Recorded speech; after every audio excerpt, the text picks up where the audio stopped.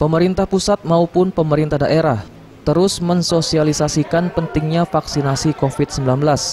Namun ternyata persediaan stok vaksin saat ini masih terbatas. Bahkan di beberapa pusat kesehatan seperti di Kota Palembang yang mengalami kekosongan stok vaksin. Yang banyak dikeluhkan warga Kota Palembang, terutama untuk warga yang ingin melakukan vaksinasi tahap pertama. Menanggapi keluhan warga ini, Wakil Wali Kota Palembang Fitrianti Agustinda mengatakan, warga agar tetap untuk mendaftarkan ke puskesmas terdekat, karena di pertengahan bulan Agustus ini akan ada vaksinasi secara besar-besaran di Kota Palembang. Tadi kita sempat diskusi dengan beberapa warga, ada warga yang mengeluhkan sampai dengan sekarang, walaupun mereka sudah mengusulkan untuk mendapatkan vaksin, tapi ternyata di beberapa puskesmas vaksin kosong ya.